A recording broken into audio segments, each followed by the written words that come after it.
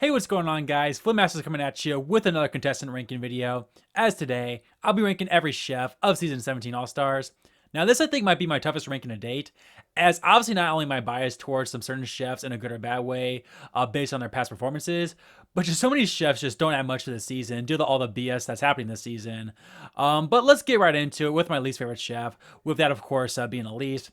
And I cannot fathom how she, in some ways, was even worse this season, despite being 6 years older and all the backlash I'm sure she got after her first season. And she's somehow just as bad, if not worse, this season. Just absolutely unreal. At number 15 is Robin, who was also still pretty much up to her old ways this season. She did get a bit better personality-wise on the blue team, but the fact that she got switched so early and didn't really do all that great, and yet somehow, someway sneaked her way into a black jacket to become a two-time black jacket chef was just pathetic and just taints the two-time black jacket prestige. And just another bad part about this season. At number 14 is Jared, who just didn't add much to the season. I know he wasn't that great in season 15 either, but at least he had a storyline and great run, where here he got eliminated for crying over basically nothing. So out of all the forgettable chefs this season, Jared, in my opinion, is the worst. At number 13 is Ben, the only first boot ever to be eliminated from the winning team. And the guy just should have not been on this season. He obviously never stood a chance. But the fact that he realized that on his way out was really cool, so respect him for that. But yeah, there's just not much to say about him, except you just gotta feel bad for him. At number 12 is Ashley, and she's very similar to her showmates and Jared, as she didn't add much to the season, and was eliminated for pretty pathetic reasons for yawning in the kitchen, which, isn't as bad as Jared's finger cut excuse. So because of that, that's why she's above him, and for that matter, Ben, here at number 12. On to probably the most forgettable returnee this season, despite making it to 8th place, with that being Dana. And she was still her cool self and didn't yell as much this season. But I guess the producers didn't like that because they made her absolutely invisible. Now, to be fair, she did fine this season, and her going home after her first time up for elimination ever was pretty big BS. So, due to a second pretty damn good run, that likely should have led to a black jacket, Dana lands here at 11. At number 10 is Amanda, who is pretty interesting, as she wasn't really screwed over this season, and still had a pretty good underdog run despite being an early boot. It was still mostly her same spunky self. But I mean, she just, flat out wasn't around long enough to make that much of an impact.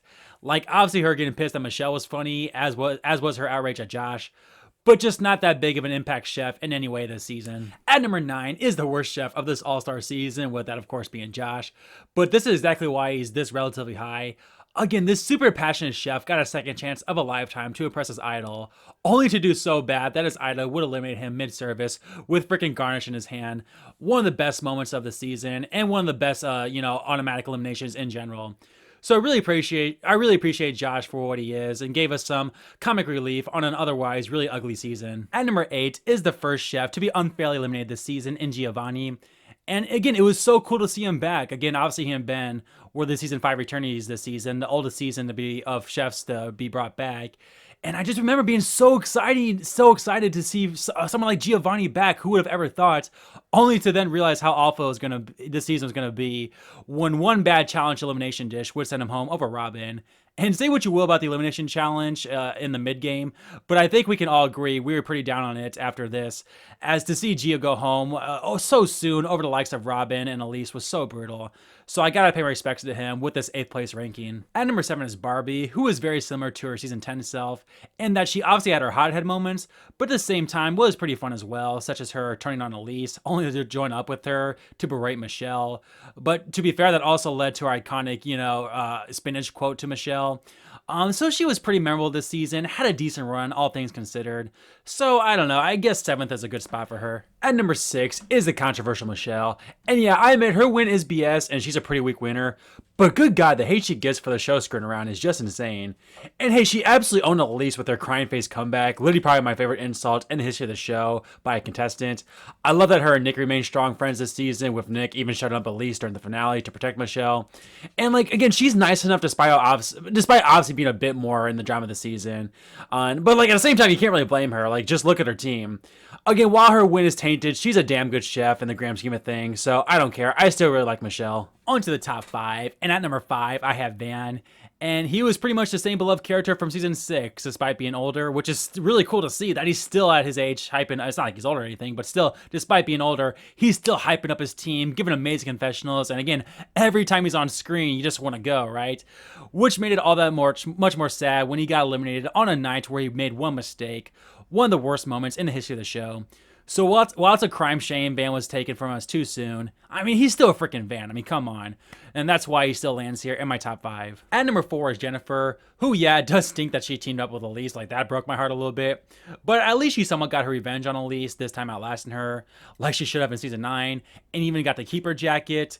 And speaking of, she should have absolutely been a 2-time Black Jacket chef, as she was arguably the best chef on the red team this season, who mostly kept her head out of the drama. So I'm so glad Jennifer was on this season and got her redemption somewhat. And overall, just a great add to this All-Star season. At number 3 is Millie, and I've said this before, but his All-Stars run was very similar to his season 14 run. As yeah, he had his hothead moments, but overall, he was still an awesome guy who wasn't afraid to be a big teddy bear at times. And of course, was once again a dominant chef this season on the blue team, literally carrying that team to some of the best services ever. And one of the few chefs this season whose reputation not only remained good, but might have even gotten better. But speaking of reputation, nobody changed their reputation more for the better than Benjamin. And I know I've joked about this a million times, but man, the difference Ben is with a blue jacket on compared to a red jacket is truly insane, as he was so super chill and a great cook all season. And I have so much respect that this 41-year-old old school chef was able to outlast all the BS and obviously not being as big of a character compared to the others. You know, despite all that, he still made it to the final 2, with obviously many people thinking he deserved to win over Michelle. While I can never fully forget about the way he acted in season 7, I mean, good lord, Benjamin's face turn this season is definitely one of the best things about All-Stars. But my favorite chef of Hell's Kitchen All-Stars is still obviously Nick, who went from a potential early boot on paper compared to the rest of this cast to dominating this All-Star season, and is the most screwed over contestant ever, as he obviously should have won. But despite that and all the drama happening this season, he still remained positive, except for when it came to Elise, like I said, that was awesome.